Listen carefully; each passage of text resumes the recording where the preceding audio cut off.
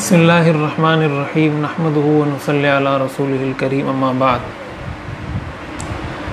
آج پیج پر لائیو آنے کا مقصد بنیادی طور پر وہ ترکی میں الیکشن ہوئے اور رجب طیب اردوغان کو اللہ تعالیٰ نے فتح اور کامیابی نصیب فرمائی، اس حوالے سے ہمارے ساتھی سوشل میڈیا پر ہمارے دوستوں کی جانب سے کچھ سوالات ایسے اٹھ رہے تھے عمومی سطح پر، یعنی بہت سارے ذہنوں میں یہ سوالات اٹھ رہے تھے، اور ظاہر سوالات اٹھتے ہیں، سوالات کا ذہن میں پیدا ہونا یہ کوئی بری بات نہیں ہے بلکہ انسان کے عقل مند ہونے کی نشانی ہے۔ تو اس حوالے سے سوچا کہ آپ حضرات کے سامنے کچھ باتیں رکھی جائیں، کچھ باتیں پیش کی جائیں کہ یہ سوشل میڈیا کمپین کیوں چلائی گئی ہے اور اس کی وجوہات کیا تھیں اور اس سے امت کو کیا فائدہ ہے اور ہمیں کیا فائدہ ہے۔ سب سے پہلے میں تمام حضرات کا اس بات پر شکریہ ادا کرتا ہوں کہ میری طبیعت خراب تھی، آپ سارے حضرات نے دعا کی، بہت سارے لوگوں نے فون پہ رابطے کیے، میسیجز کیے، فیس بک پیج پر آئی ڈی پر آ کر دعائیں دیں۔ تو الحمدللہ ابھی میری طبیعت بہت بہتر ہے پہلے سے، آپ حضرات کی دعاؤں کی ضرورت ابھی بھی ہے لیکن پہلے سے طبیعت کافی بہتر ہے۔ آپ حضرات سے اس بات کی درخواست ہے کہ آپ اپنی دعائیں جاری رکھیں۔ دوسرے نمبر پر یہ بات عرض کرنی ہے کہ ہم رجب طیب اردوغان صاحب کو اتنی شاندار فتح پر، اتنی شاندار کامیابی پر دل کی گہرائیوں سے مبارکباد پیش کرتے ہیں اور ہماری دلی دعائیں ان کے ساتھ ہیں، نیک تمنائیں ان کے ساتھ ہیں۔ ہم ان کے لیے دعا کرتے ہیں کہ اللہ تعالیٰ ان کو اور زیادہ ہمت کے ساتھ، جرأت کے ساتھ، حکمت اور شجاعت کے ساتھ امت مسلمہ کا موقف جس طرح وہ پہلے ہر فورم پر پیش کرتے رہے ہیں اسی طرح وہ پیش کرتے رہیں، اور اس وقت حقیقت یہ ہے کہ امت کی نظریں ان پر لگی ہوئی ہیں اور ان کی فتح سے پوری امت کے مسلمانوں کو، علماء کو، ہر طبقہ زندگی کے لوگوں کو ایسی خوشی محسوس ہوئی ہے گویا ان کو کوئی اپنی ذات کے اندر، اپنے گھر کے اندر کوئی خوشی یا کوئی نعمت اللہ تعالیٰ کی طرف سے فراہم کی گئی ہو۔ اس پر طیب اردوغان صاحب بھی مبارکباد کے مستحق ہیں، ان کی پوری عوام وہ بھی مبارکباد کی مستحق ہے کہ انہوں نے ایک ایسے لیڈر کا انتخاب کیا، ایک ایسے حکمران کا انتخاب کیا جو نہ صرف یہ کہ ان کے ملک ترکی کو آگے ترقی کی راہوں پر گامزن کیے ہوئے ہیں ایک طویل عرصے سے، بلکہ پوری امت کے مسائل اور پوری امت کا درد اپنے دل کے اندر رکھتے ہیں اور ہر وقت امت کے مسائل ہر فورم پر وہ ڈسکس کرتے رہتے ہیں۔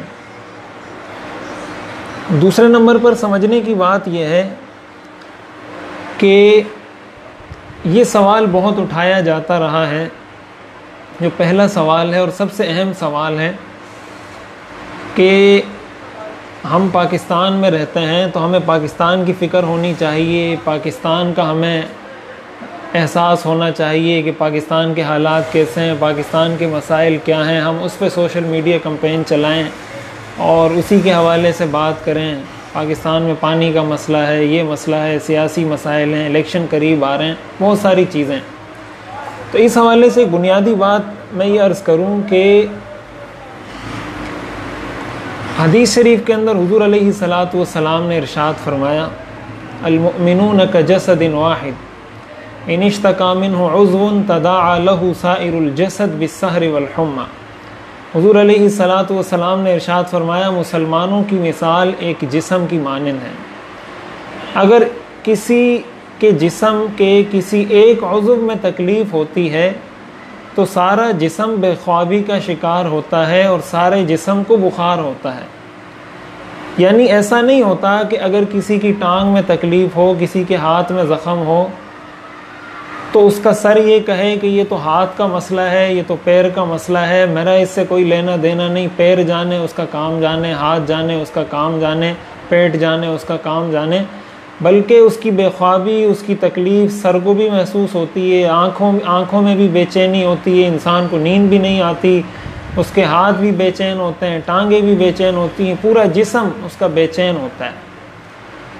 حضور علیہ الصلاۃ والسلام نے اپنی مبارک حدیث کے اندر مسلمانوں کو، مسلم امہ کو، امت مسلمہ کو ایک جسم سے تشبیہ دی ہے کہ امت مسلمہ، ایک مسلمان دوسرے مسلمان کا درد بالکل اس طرح محسوس کرتا ہے جس طرح جسم کے ایک حصے میں ہونے والی تکلیف کو جسم کا دوسرا حصہ محسوس کرتا ہے.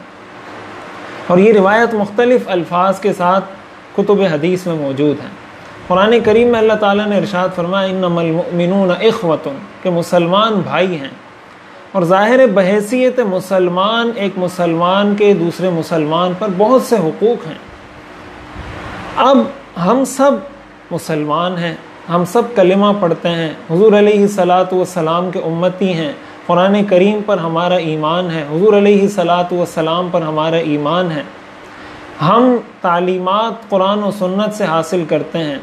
روشنی، راہ ہدایت، زندگی گزارنے کا طریقہ اور سلیقہ ہم قرآن اور حدیث سے سیکھتے ہیں. اور قرآن اور حدیث اور اسلام کے بارے میں ہمارا یہ عقیدہ ہے، ہمارا یہ نظریہ ہے کہ اسلام مکمل ضابطہ حیات ہے. قرآن کریم میں آتا ہے یا ایھا الذین آمنوا ادخلوا فی السلم کافہ. ایک جگہ اللہ تعالیٰ نے ارشاد فرمایا الیوم اکملت لکم دینکم، کہ میں نے مکمل کر دیا. اور دوسری جگہ فرمایا ادخلوا فی السلم کافہ، کہ اب اس پورے کے پورے دین میں داخل ہو جاؤ. تو اسلام، جب ہم اس بات کا ایمان رکھتے ہیں، اعتقاد رکھتے ہیں کہ اسلام ہماری رہنمائی ہر فیلڈ میں کرے گا، ہر شعبے میں کرے گا، یا تو ہم اس چیز سے دستبردار ہو جائیں، یا تو ہم یہ کہیں کہ اسلام نماز کا نام ہے، روزے کا نام ہے، حج کا نام ہے، ان چیزوں کا نام ہے. اور ظاہر ہے کہ یہ بات بالکل غلط ہے، ایسا ہو نہیں سکتا. ہم یہ نظریہ نہیں رکھ سکتے، یہ اسلام کی تعلیمات نہیں ہیں. اور اگر کوئی شخص اسلام کو انہی چیزوں میں منحصر سمجھتا ہے اور باقی چیزوں کو سرے سے اسلام سے خارج سمجھتا ہے، اور وہ سمجھتا ہے کہ اسلام کا اس سے کوئی تعلق ہی نہیں، اسلام کا اس سے کوئی کنسر ہی نہیں، یہ میرا ذاتی مسئلہ ہے، یہ میرا پرسنل معاملہ ہے، ایسے شخص کو تو اپنے ایمان کی فکر کرنی چاہیے. تو جب یہ بات ثابت ہو گئی، جب یہ بات ہم سارے مانتے ہیں کہ ہم سب مسلمان ہیں اور اسلام مکمل ضابطہ حیات ہے، اور اسلام ہمیں جس فیلڈ میں، جس شعبے میں جو رہنمائی فراہم کرے گا ہم اس پر عمل کرنے کے پابند ہیں. اب اس بارے میں اسلام نے ہمیں یہ رہنمائی فراہم کی کہ المسلمون کجسد واحد، کہ مسلمان امت، مسلم امہ ایک جسم کی مانند ہے. اب سوال یہ پیدا ہوتا ہے کہ ہم اس طرح کی باتیں کر کے آیا ہمارے ذہنوں میں امت کا تصور موجود ہے یا نہیں؟ ہم دوسرے مسلمانوں کا دکھ درد محسوس کرتے ہیں یا نہیں؟ ان کی غمی خوشی میں شریک ہوتے ہیں یا نہیں؟ دیکھیں، یہ صرف اپنے گھر کی سطح پر نہیں ہے، رشتہ داروں کی سطح پر نہیں ہے کہ آپ رشتہ داروں کی سطح پر ان کا دکھ درد محسوس کریں، پڑوسیوں کی سطح پر ان کا دکھ درد محسوس کریں. یہ چلتے چلاتے یہ تعلقات پہلے گھر میں، پھر پڑوس میں، پھر خاندان میں، رشتہ داروں میں، پھر اس کے بعد علاقے میں، پھر شہر میں، پھر ملک میں، پھر عالمی سطح پر، یہ سارے تعلقات اسلام نے سکھائے ہیں. اب اس حدیث کا تقاضا یہ ہے کہ ہم نے ترکی کے مسلمانوں کا درد بھی اسی طرح محسوس کرنا ہے جس طریقے سے ہم پاکستان کے مسلمانوں کا درد محسوس کرتے ہیں. ہم نے برما کے مسلمانوں کا دکھ بھی اسی طرح محسوس کرنا ہے جس طرح ہم پاکستان کے مسلمانوں کا دکھ محسوس کرتے ہیں. شام کے مسلمانوں کا دکھ بھی اسی طرح محسوس کرنا ہے جس طرح ہم پاکستان کے مسلمانوں کا دکھ محسوس کرتے ہیں. اس لیے کہ شام کے مسلمان، پاکستان کے مسلمان، برما کے مسلمان، ترکی کے مسلمان، ہر جگہ جہاں جو بھی مسلمان رہتا ہے وہ سارے بھائی ہیں. حدیث شریف میں آتا ہے المؤمن للمؤمن کالبنیان یشد بعضہ بعضا، کہ مومن دوسرے مومن کے لیے عمارت کی طرح ہے، اس کا بعض حصہ دوسرے بعض حصے کو مضبوط کرتا ہے. یہ صحیح حدیث ہے. اب سوال یہ پیدا ہوتا ہے کہ حضور علیہ الصلاۃ والسلام نے تو یہ فرمایا کہ ایک مسلمان دوسرے مسلمان کو مضبوط کرتا ہے، تو اب کیا اس حدیث میں یہ قید لگائی گئی ہے کہ ایک ملک کا مسلمان دوسرے ملک کے مسلمان کو مضبوط کرتا ہے، یا ایک شہر کا مسلمان دوسرے شہر کے مسلمان کو مضبوط کرتا ہے، یا حضور علیہ الصلاۃ والسلام نے مطلق یہ بات ارشاد فرمائی ہے کہ ایک مسلمان کا کام یہ ہے کہ دوسرے مسلمان کو مضبوط کرے؟ ہم تو اپنی اندرون ملکی سیاست کے اندر اگر دیکھیں، ہماری سیاست کا تو محور خلاصہ یہی ہے کہ بس ہم دوسرے کی ٹانگیں کھینچیں. نہ ہمیں اس بات کی فکر ہوتی ہے کہ ہم نے ملک کے لیے کیا کرنا ہے، نہ ہمیں اس بات کی فکر ہوتی ہے کہ ہم نے امت کے لیے کیا کرنا ہے. ہمارا تو سارا کام دوسرے مسلمانوں کو کمزور کرنے پر صرف ہو جاتا ہے. تو اگر کہیں یہ کوشش کی جا رہی ہے کہ کسی مسلمان کو مضبوط کیا جا رہا ہے، ایک مسلمان ہے اور دوسرا مسلمان اس کو مضبوط کر رہا ہے، تو یہ اس حدیث پر بھی عمل ہے کہ المسلمون کجسد واحد، اور یہ اس حدیث پر بھی عمل ہے المؤمن للمؤمن کالبنیان یشد بعضہ بعضا. یا تو ہم حدیثوں کا انکار کریں، یا تو ہم یہ کہیں کہ ہم ان حدیثوں کو نہیں مانتے، ان حدیثوں سے ہمارا کوئی تعلق نہیں. اور اگر ہم کہتے ہیں کہ نہیں ہمارا تعلق ہے، ہم ان حدیثوں کو بھی مانتے ہیں، تو پھر یہ چیز تو بالکل بے معنی ہو کر رہ جاتی ہے کہ آپ فلاں ملک کی بات کرتے ہیں، فلاں ملک کی بات کرتے ہیں، پاکستان کی بات کیوں نہیں کرتے. یہ بات میں ابھی عرض کرتا ہوں کہ پاکستان کی بات ہم کرتے ہیں، ہم کیوں نہیں کرتے پاکستان کی بات. لیکن پہلے یہ بات ایک طرف کلیئر ہو جائے، یہ پہلی بات، یہ پہلا نقطہ واضح ہو جائے کہ ہم دوسرے مسلمانوں کا دکھ درد اس لیے محسوس کرتے ہیں کہ یہ ہمیں اسلام کی تعلیم ہے. اسلام نے جہاں ہمیں بہت ساری تعلیمات دی ہیں کہ نماز پڑھنی ہے، روزہ رکھنا ہے، حج کرنا ہے وغیرہ وغیرہ، وہی یہ تعلیمات بھی دی ہیں کہ ایک مسلمان دوسرے مسلمان کی فکر کرنے والا ہوتا ہے.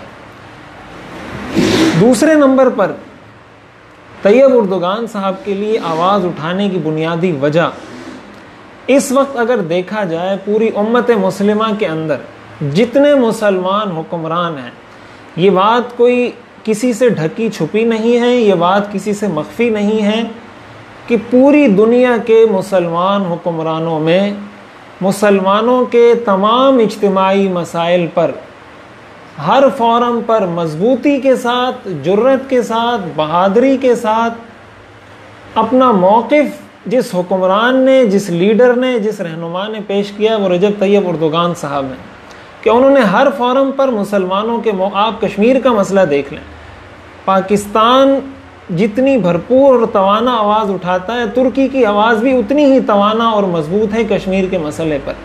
برما کے لیے سب سے پہلے مدد کے لیے پہنچنے والے یہی تھے. شام کے لاکھوں مہاجرین کو ترکی کے اندر پناہ دے رکھی ہے اور ان کو وہ اعلیٰ سہولیات فراہم کی ہوئی ہیں جو بہت کم کسی کو اپنے گھر میں بھی نصیب نہیں ہوتی. وہاں جانے والے ہمارے اساتذہ، ہمارے اکابر اس کا وزٹ کر کے آئے ہیں، اس کا مشاہدہ کر کے آئے ہیں، اس کو دیکھ کر آئے ہیں. اور طیب اردگان صاحب کے مقابلے میں جتنے لڑنے والے، انتخابات لڑنے والے لوگ تھے، ان کے بنیادی نعروں میں ایک نعرہ یہ شامل تھا کہ ہم جیسے ہی فتح حاصل کریں گے سب سے پہلے ہم شامی مہاجرین کو ترکی سے نکالیں گے. وہ شخص جو پوری دنیا کے مسلمانوں کے لیے ماوا اور ملجا بنا ہوا ہے، جہاں کسی فلسطین کے مسئلے کو آپ دیکھیں، القدس کے مسئلے پر دیکھیں کتنا بڑا سٹینڈ لیا. ساری دنیا کے مسلمان ممالک کا انہوں نے اجلاس بلایا، اور بدقسمتی سے ہمارے ملک کی تو وہاں نمائندگی بھی نہ ہوئی، کوئی نمائندہ جا کر شریک بھی نہ ہوا. القدس کا مسئلہ ہو، برما کا مسئلہ ہو، شام کا مسئلہ ہو، کشمیر کا مسئلہ ہو، جہاں کہیں مسلم امہ پر کوئی مشکل، کوئی پریشانی آتی ہے، سب سے پہلے کھڑے ہونے والے شخص وہ یہی طیب اردگان صاحب ہوتے ہیں. تو ظاہر ہے اگر کوئی شخص امت مسلمہ کا اتنا دکھ درد رکھتا ہے، اتنا دکھ درد اگر کسی کے دل میں ہے کہ وہ آپ کے دکھ کو محسوس کرتا ہے، تو یہ تو مروت کا بھی تقاضا ہے، انسانیت کا بھی تقاضا ہے، اور اسلام کا تو تقاضا ہے ہی. هل جزاء الاحسان الا الاحسان، احسان کا تقاضا، احسان کا بدلہ احسان ہوتا ہے. انہوں نے ہمارے ساتھ احسان کیا، ہم ان کے ساتھ احسان کریں گے. تو دوسری بنیادی وجہ یہ ہے کہ وہ مسلمانوں کے لیے آواز اٹھانے والے رہنما ہیں، مسلمانوں کا دکھ درد محسوس کرتے ہیں، اور حقیقت یہ ہے کہ پوری امت کی نظریں اس وقت ان پر ہیں. تیسری بات عرض کرنے کی وہ یہ ہے، یہ سوال اٹھایا جاتا ہے کہ آپ طیب اردگان صاحب کو سپورٹ کر رہے ہیں، وہاں بسا اوقات سوشل میڈیا پر ایسی تصویریں شیئر کی جاتی ہیں، ایسی چیزیں سوشل میڈیا پر آتی ہیں کہ خواتین ہیں، ان کے لباس صحیح نہیں ہیں، تو یہ شیئر کیا جاتا ہے کہ آپ ایسے آدمی کو سپورٹ کر رہے ہیں جس کے سپورٹرز کا یہ حال ہے. تو ایک بنیادی بات یہ سمجھنی چاہیے کہ دیکھیں ہر ملک کے حالات دوسرے ملک سے مختلف ہوتے ہیں. ترکی ایک دور کے اندر خلافت عثمانیہ کا مرکز تھا. ترکی نے مسلمانوں کی 300 سال سے زائد قیادت اور لیڈرشپ ترکی کے پاس رہی ہے مسلمانوں کی. 3 بر اعظموں پر ترکی حکومت کرتا رہا ہے، اور خلافت کے ختم ہونے کے بعد 40 ممالک میں وہ تقسیم ہوا۔ ان سارے ممالک پر ترکی اکیلا حکمران رہا ہے، اکیلا حکومت کرتا رہا ہے۔ اس کے بعد جب خلافت عثمانیہ کا سقوط ہوا اور وہ معاہدہ ہوا 100 سال کے لیے، خلافت ختم کرنے کے بعد ترکی پر بہت ساری ایسی غیر انسانی پابندیاں لگائی گئیں، اور ترکی کے آئین کو سیکولر بنایا گیا۔ ترکی کا آئین اس وقت سیکولر ہے، اور اس آئین کی محافظ فوج تھی۔ اب سیکولر آئین جس ملک میں ہو، اس کے اندر حجاب پر پابندی تھی، اس کے اندر نماز پر پابندی تھی، اس کے اندر اسلامی شعائر پر پابندی تھی، قرآن کے حفظ کرنے پر پابندی تھی۔ اسلام کی چھوٹی چھوٹی چیزوں کو کھرچ کر نکالا گیا ہے وہاں سے۔ معمولی باتیں، بڑی باتیں تو چھوڑیں، چھوٹی چھوٹی چیزوں کو کھرچ کر وہاں سے نکال دیا گیا کہ ان چیزوں کی ترکی میں اجازت نہیں۔ ایک ایسی سیکولر ریاست، ایک ایسا سیکولر اسٹیٹ کہ جہاں حجاب پر پابندی ہو، جہاں اذان پر پابندی ہو، وہاں ایک شخص دھیرے دھیرے، آہستہ آہستہ، حکمت کے ساتھ اس ملک کو دوبارہ اسلام کی طرف لا رہا ہے۔ اب ظاہر ہے ہمارے بعض نادان دوست یہ چاہتے ہیں کہ وہ ایک دم انقلاب کا نعرہ لگا دیں کہ بھائی بس میری طرف سے انقلاب ہے اور آج سے اسلام ہے، ملکی نظام اسلام کے مطابق چلے گا۔ تو اگر اس طرح کا نعرہ وہ لگا دیتے ہیں تو اس کا نتیجہ ہم پہلے بہت سارے ممالک میں اس کا نتیجہ دیکھ چکے ہیں۔ ظاہر ہے ہر کام کو حکمت کے ساتھ کرنا یہ بھی شریعت کا حکم ہے، تو وہ دھیرے دھیرے آہستہ آہستہ دوبارہ اسلام کی طرف بڑھ رہے ہیں۔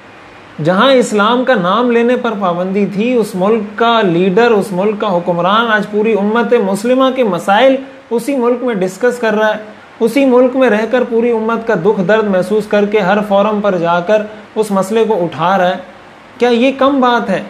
وہاں حجاب پر پابندی ختم کی گئی، اذان پر پابندی ختم کی گئی، حفظ کے مکاتب قائم کیے گئے، نماز پڑھنے کے لیے بچوں کو ترغیب دی گئی، فجر کی نماز میں شریک ہونے والے بچوں کو انعامات سے نوازا گیا، ائمہ کو، علماء کو انہوں نے فیسیلیٹیٹ کیا تاکہ یہ دین کا کام بھرپور طریقے سے پھر شروع کریں، تاکہ آئندہ آنے والی نسل اپنے دین سے آگاہ ہو۔ عربی زبان میں قرآن پڑھنے پر وہاں پابندی تھی۔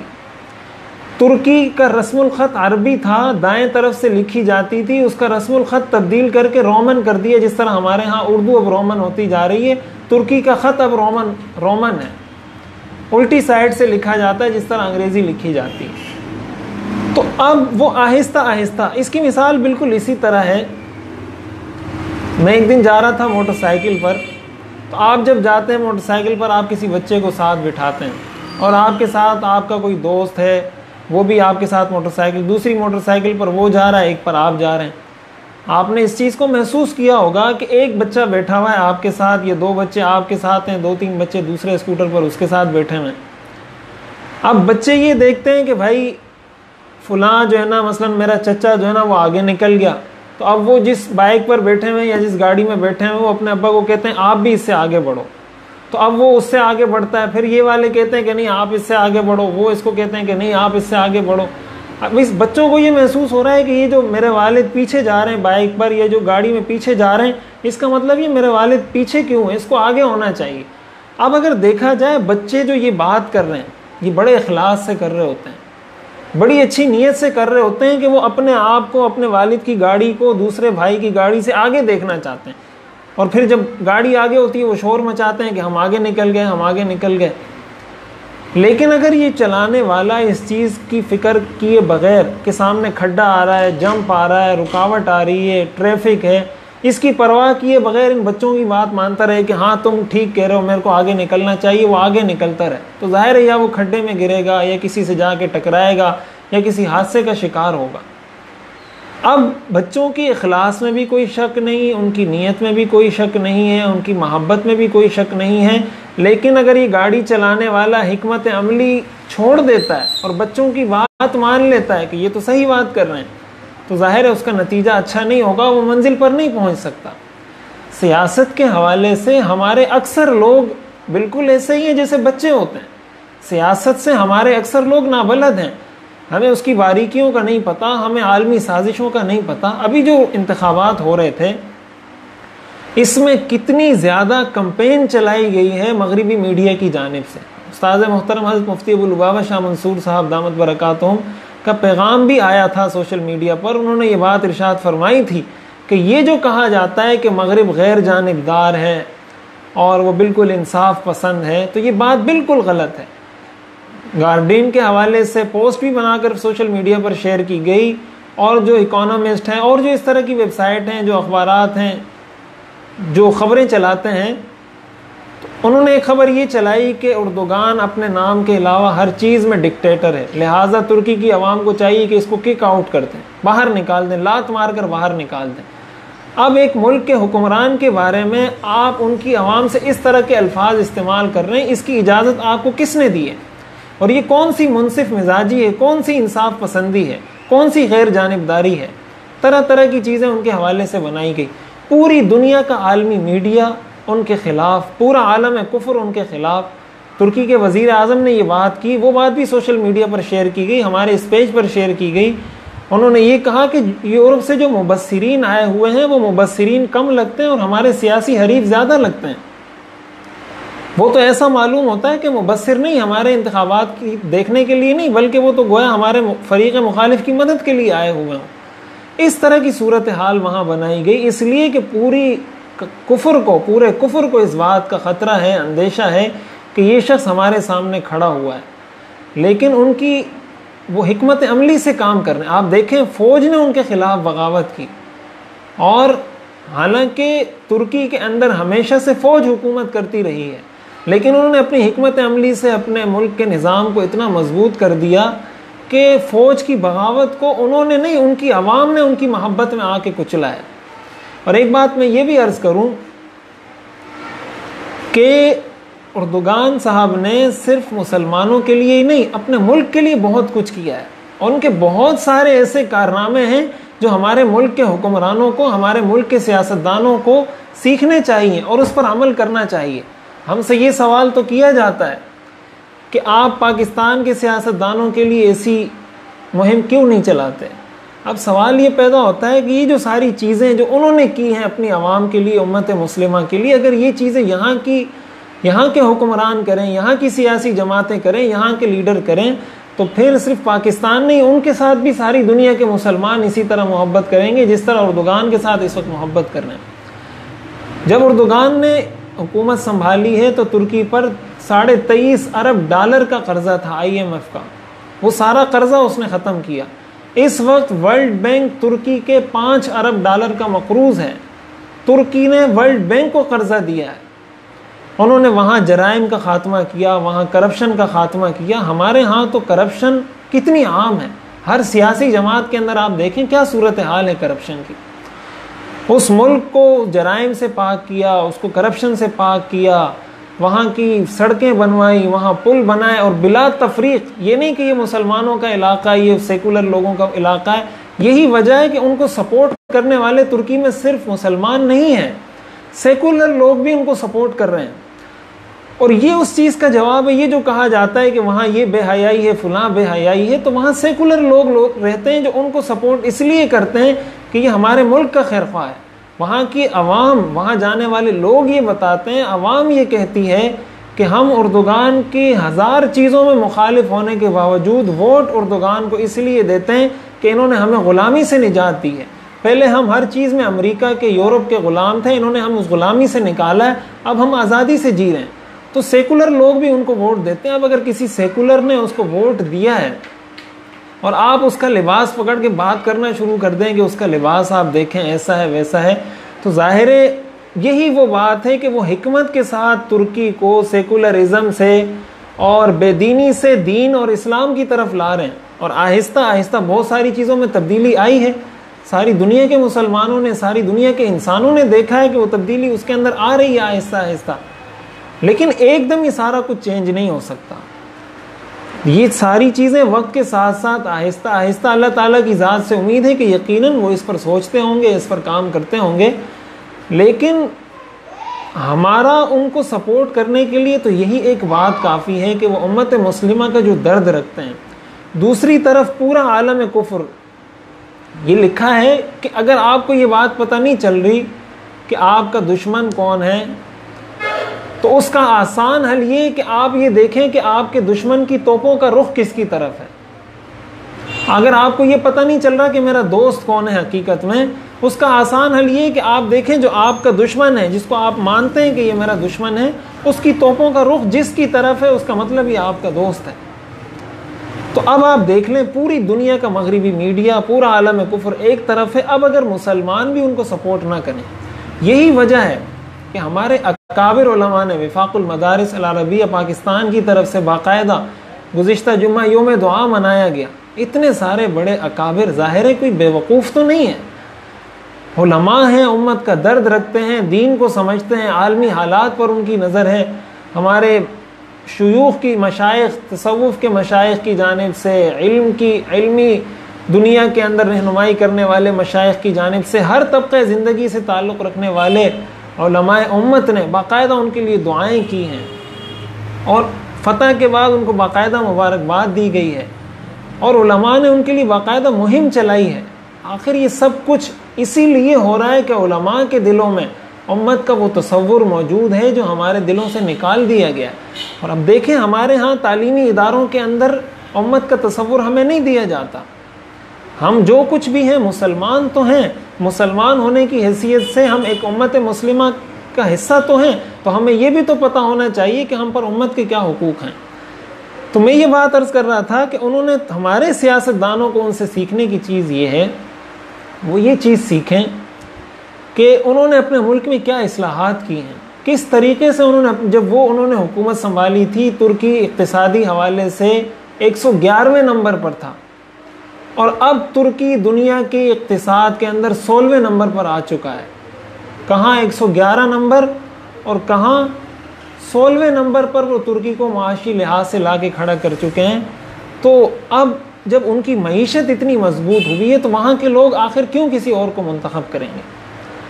تو ہمارے سیاستدانوں کو ان سے یہ چیز سیکھنی چاہیے۔ اگر ہمارے سیاستدان اس چیز پر آ جاتے ہیں، اور ایک اور اہم وجہ اس کے اندر یہ بھی ہے کہ جب آپ اپنے سیاستدانوں کو ایک آئیڈیل دے دیتے ہیں، اب دیکھیں یہ آئیڈیل ہیں سیاستدانوں کے لیے آئیڈیل ہے اس لیے کہ انہوں نے اپنے ملک کو ترقی دی ہے، ہر لحاظ سے ترقی دی ہے۔ تو بہت سارے نعروں سے بڑھ کر بہترین طریقہ یہ ہے کہ آپ ان کو یہ کہہ دیں کہ بھائی آپ اپنے ملک میں ایسے کام کریں جیسے اس شخص نے کیا۔ اگر ناممکن ہوتا تو یہ شخص بھی نہ کر سکتا، اس نے کیا ہے تو آپ بھی کریں۔ جب آپ ان کو آئیڈیل دیتے ہیں، سارے سیاستدانوں نے بھی یہ چیز تو دیکھی ہوگی سوشل میڈیا پر کہ پوری دنیا کے مسلمان ان کے لیے، بچے، بوڑھے، مائیں، ان کے لیے دعائیں کر رہے ہیں۔ آخر کیا اس بندے میں ایسی کیا کوالٹی ہے، کیا اس کی ایسی چیز ہے جس کی وجہ سے یہ دعائیں کی جا رہی ہیں؟ تو جب آئیڈیل سامنے ہوتا ہے تو وہ بھی یہ کوشش کرتے ہیں کہ ہم بھی اس طرف آئیں، ہم بھی اس طریقے سے کام کریں تاکہ لوگ ہمارے لیے بھی دعائیں کریں، ہمارے لیے بھی سپورٹر بنیں۔ تو اگر ہمارے حکمران، ہمارے سیاستدان اس بات کی طرف آ جائیں گے تو صرف ہم نہیں، پاکستانی نہیں، بلکہ پوری امت مسلمہ ان کے لیے دعا ہوگی۔ اس وقت تو صورتحال یہ ہے ہمارے ملک کے اندر ایک سیاسی پارٹی کے کارکنان دوسری سیاسی پارٹی کو، دوسرے کی تیسری کو، تیسری کی چوتھی کو، سارے ایک دوسرے کو گالیاں دینے میں مصروف ہیں۔ ہمیں ایسا بننا پڑے گا کہ ہم ملک و قوم کے لیے ایسی خدمت کریں، ایسا کام کریں کہ صرف پاکستانی ہماری شخصیت پر، ہم پر متفق نہ ہو، بلکہ پوری امت ہم پر متفق ہو جائے۔ اور ایک بات یہ عرض کرنا بہت ضروری معلوم ہوتا ہے، لوگ یہ بات بار بار بہت کر رہے ہیں کہ آپ پاکستان کے لیے نہیں سوچتے، پاکستان کی آپ کو فکر نہیں، تو یہ بات بالکل غلط ہے، بالکل 100% غلط ہے۔ ہمیں پاکستان کی فکر کیوں نہیں؟ ابھی رمضان شروع ہوا تو رمضان ٹرانسمیشن میں جو بےہودگی ہوتی ہے، جو بے حیائی ہوتی ہے، اس کو ختم کرنے کے لیے، اور جو اسلام کے شاعر کا مذاق اڑایا جاتا ہے، کتنی بھرپور سوشل میڈیا پر کمپین چلائی گئی، اور اس کے اثرات بھی آپ نے دیکھی، وہ اکھاڑ پچھاڑ چلتی رہی، بہت کچھ ہوتا رہا، وہ ساری تفصیلات آپ کے سامنے ہیں۔ تو یہ ہم نے کس کے لیے کیا؟ اپنے ملک کو ہی سنوارنے کے لیے یہ سب کچھ کیا ہے۔ دوسرے نمبر پر اگر آپ دیکھیں تعلیمی میدان کے اندر، رفاہی میدان کے اندر، دعوتی میدان کے اندر، بدین کے کیچڑوں کے اندر ہمارے علماء پھریں ان کی مدد کرنے کے لیے، تھر کے صحراؤں میں ہمارے علماء پھریں اور پھر رہے ہیں۔ پاکستان میں جہاں جہاں زلزلہ آیا، جہاں کوئی آسمانی آفت آئی، جہاں کوئی آسمانی مصیبت آئی، سب سے پہلے ہمارے علماء، ہمارے مسلمانوں نے آواز اٹھائی، ہم نے اس کے لیے کمپین چلائی، وہاں ہم پہنچے، سوات میں آپریشن ہوا، وہاں پہنچ کر لوگوں کی خدمت کی، لوگوں کو خیمے فراہم کیے، کھانا فراہم کیا، سب کچھ فراہم کیا۔ جہاں کہیں پاکستان میں مسلمانوں پر مشکل گھڑی آتی ہے، علماء سب سے پہلے کھڑے ہوتے ہیں۔ آپ ہمارے فیس بک کی پہلے ہسٹری جا کر دیکھ لیں، جہاں جہاں کوئی ایسا موڑ آیا، ہم نے الحمدللہ اس کے لیے بھرپور کمپین چلائی ہے۔ اور باقی ہم سے یہ سوال کیا جاتا ہے کہ آپ یہ کیوں نہیں کرتے، یہ کیوں نہیں کرتے، یہ کیوں نہیں کرتے، تو اس کے حوالے سے ایک اصولی بات یہ یاد رکھنی چاہیے کہ دیکھیں، دلیل یا وجہ اس چیز کی بتائی جاتی ہے جو انسان کر رہا ہو، کہ میں یہ کام اس لیے کر رہا ہوں، یہ کام اس لیے کر رہا ہوں، یہ کام اس لیے کر رہا ہوں۔ جب انسان کوئی نیا کام کرتا ہے، کوئی چیز کرتا ہے، تو وہ بتاتا ہے میں نے اس لیے کیا۔ جو کام انسان نہیں کر رہا ہوتا اس کی وجوہات نہیں بتائی جاتی کہ میں یہ کام اس لیے نہیں کر رہا، یہ کام، ہم تو بہت سارے کام نہیں کر رہے، ہم سیاست سے لا تعلق ہیں، سیاست میں باقاعدہ ہم کسی سیاسی جماعت کا حصہ نہیں، کسی سیاسی جماعت سے ہمارا تعلق نہیں، کسی پارٹی سے ہمارا تعلق نہیں، اور بہت سارے کام ہم نہیں کرتے۔ اب ہر چیز کی وجہ بتانے کے ہم تو ذمہ دار نہیں کہ ہم لوگوں کو بتاتے رہیں کہ ہم یہ کام اس لیے نہیں کر رہے، میں یہ، کوئی ڈاکٹر بنا ہے تو اب وہ لوگوں کو یہ تو نہیں بتائے گا کہ میں انجینئر اس لیے نہیں بناؤں، سائنسدان اس لیے نہیں بناؤں، اور جو ہے نا فلاں اس لیے نہیں بنا، بس وہ کہے گا میں ڈاکٹر اس لیے بناؤں کہ اس میں یہ تھا، یہ تھا، یہ تھا، یہ تھا۔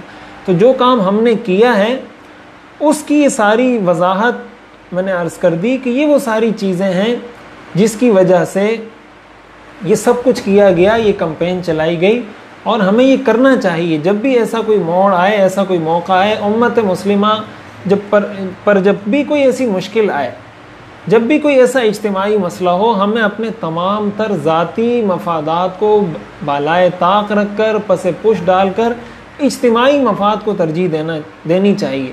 اور جب ہم اجتماعی مفادات کو ترجیح دیں گے تب جا کر ہم ایک امت بن کر ترقی کر سکیں گے۔ تو یہ تو چند وہ چیزیں تھیں جو سوالات ہیں۔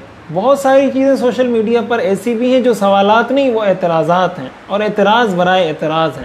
اور ظاہر اعتراض برائے اعتراض جو کیا جاتا ہے اس کا مقصد سمجھنا نہیں ہوتا، اس کا مقصد بات کو سمجھ کر اس کو لینا نہیں ہوتا، بلکہ اعتراض ہی مقصود ہوتا ہے، ہنسی اڑانا، مذاق کرنا ہی مقصود ہوتا ہے، تو اس کا جواب دینا بھی کوئی معنی نہیں رکھتا۔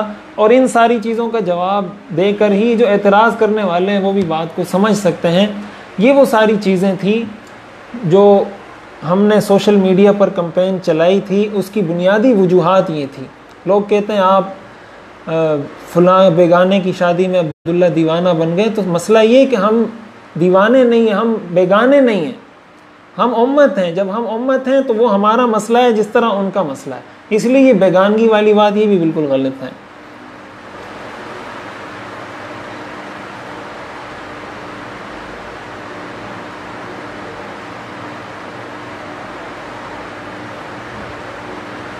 ایک صاحب نے یہ بات لکھی ہے کہ کسی کو ماننے میں بھی اعتدال ہو کہ کل اختلاف بھی کرنے کی گنجائش پاس ہونی چاہیے، خاص طور پر علماء۔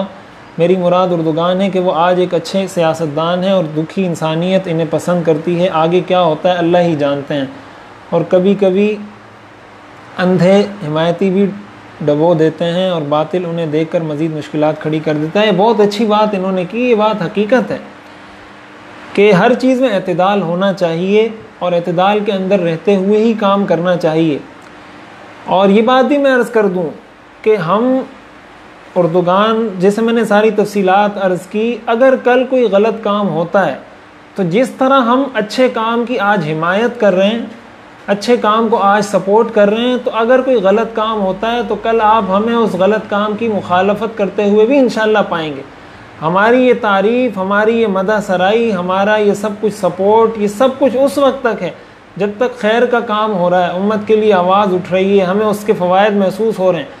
اگر کل کوئی غلط کام کرتا ہے، جب ہم اپنے ملک کے حکمرانوں کے خلاف غلط کام پر آواز اٹھا سکتے ہیں تو دوسرے ملک کے حکمران کے خلاف تو آواز اٹھانا اور آسان کام ہے۔ تو اس لیے انشاءاللہ اگر ایسا کوئی کام ہوگا تو ہمیں اس میں بھی کوئی جھجک محسوس نہیں ہوگی کہ ہم بالکل کھلے عام الفاظ کے اندر اس کی مخالفت کریں اور بتائی جائے کہ اگر کوئی غلط کام ہے، ایک تو یہ کہ کسی چیز کو کوئی غلط سمجھ رہا ہے، اس کو غلط زاویے، غلط رخ سے دیکھ رہا ہے، اور ایک ہے کہ وہ چیز حقیقت میں غلط ہے، تو اگر واقعتاً کوئی چیز غلط ہو تو انشاءاللہ ہمیں اس کی مخالفت کرنے میں بھی کوئی ہار محسوس نہیں ہوگا انشاءاللہ۔ ہمارا مقصد حق ہے، وہ کسی شخصیت کے پیچھے چلنا، کسی شخصیت میں حق منحصر نہیں ہے. جہاں حق ہوگا انشاءاللہ وہیں پر ہم ہوں گے، انہی کے لیے ہم کمپین چلائیں گے، انہی کے لیے انشاءاللہ ہم کام کریں گے.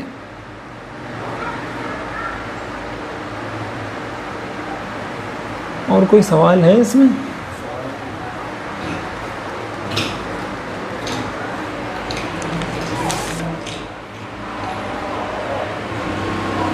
اور ایک بات یہاں یہ بھی عرض کر دوں کہ ترکی کے پاکستان کے ساتھ تعلقات بھی بہت اچھے ہیں. یہ بات میں نے یہاں نوٹ کی تھی، اپنے پاس ذکر کرنا میں بھول گیا کہ اگر اس وقت اس بات کی بھی بہت کوششیں کی جا رہی ہیں کہ ترکی اور پاکستان کے درمیان فاصلے بڑھائے جائیں. حالانکہ ترکی عرصے سے پاکستان کا مضبوط اور دیرینہ دوست رہا ہے. اس لیے ہمیں اگر ہم یہ کوشش کر کے اس بات میں اگر ہم کامیاب ہو جاتے ہیں صرف کہ پاکستان اور ترکی کے تعلقات اچھے ہو جائیں، مضبوط ہو جائیں، تو ہمیں بہت سارے وہ فوائد یہاں بیٹھے بیٹھے ان سے ایسے حاصل ہو جائیں گے جو ہمیں کسی اور ملک سے حاصل نہیں ہو سکتے. اور اس کے لیے بھی ہمارے علماء نے کتنا کردار ادا کیا. آپ اس کی واضح مثال، آج اگر آپ شام کے اندر جائیں، ترکی کے اندر اگر آپ جائیں، پاکستان سے جتنی امداد جا رہی ہے، ہمارے علماء نے یہ بیڑا اٹھایا. خصوصاً ہمارے استاذ محترم حضرت مفتی ابوالبابا شاہ منصور صاحب دامت برکاتہم نے تنہا آواز اٹھائی شامی مسلمانوں کے لیے. پوری امت مسلمہ کے سامنے وہ دردمندانہ التجا کرتے رہے، درخواست کرتے رہے کہ شامی مسلمانوں کی مدد کریں. الحمدللہ ایک طبقہ، ایک بہت بڑی جماعتیں، رفاہی جماعتیں ان کی مدد کے لیے پہنچ چکی ہیں. وہاں جا کر انہوں نے ایک ہی نعرہ لگایا، پاکستان پاکستان پاکستان. یہی نعرہ انہوں نے لگایا. ترکی اور پاکستان، ترکی آپ جہاں جائیں، جہاں یہ کام ہو رہا ہوگا وہاں ترکی اور پاکستان کا جھنڈا آپ کو نظر آئے گا. وہاں انہوں نے اپنی شخصیت کو نمایاں نہیں کیا. آج تک انہوں نے اپنی شخصیت کو نمایاں نہیں کیا. وہاں انہوں نے اپنے ملک کو نمایاں کیا ہے کہ یہ امداد آپ کے لیے پاکستان سے آئی ہے، یہ آپ کے لیے پاکستانی خواتین نے بھیجا ہے، یہ آپ کے لیے پاکستانی بچوں نے بھیجا ہے، یہ آپ کے لیے پاکستانی مردوں نے بھیجا ہے. ان کے دلوں میں پاکستان کی محبت پیدا کی جا رہی ہے. تو اب پوری دنیا کے اندر پاکستان کی محبت کا پیغام لے کر پھرنے والے بھی تو یہ علماء ہیں. تو یہ بات کیسے کہہ دی جاتی ہے کہ آپ پاکستان کے لیے کچھ نہیں کرتے؟ وہ تو ہر جگہ جا کر پاکستان کا جھنڈا لگاتے ہیں، سب کو یہ کہتے ہیں ہم پاکستانی ہیں، پاکستان آپ کی ایسی مدد کر رہا ہے. پاکستان نے اس وقت بھی، ہندوستان جب تھا پورا مل کر، اس وقت بھی مدد کی تھی. وہاں کی خواتین نے اپنے زیورات دیے تھے. آج تک ترکی کے مسلمانوں کو وہ چیز یاد ہے. ابھی بھی اگر ہم ان کے ساتھ تعاون کر رہے ہیں، ان کو مضبوط کر رہے ہیں، تو انشاءاللہ وہ اس چیز کو بھولیں گے نہیں. اور اللہ تعالیٰ کی ذات سے امید ہے کہ یقیناً یہ آہستہ آہستہ دھیرے دھیرے اور آگے ترقی کریں گے اور مسلمانوں کے لیے مضبوطی کا سبب بنیں گے. اس لیے ہمیں بھی جو حصہ ڈال سکتے ہیں وہ حصہ ہمیں ڈالنا چاہیے. اللہ تعالیٰ ہمیں سمجھنے کی اور عمل کرنے کی توفیق عطا فرمائے.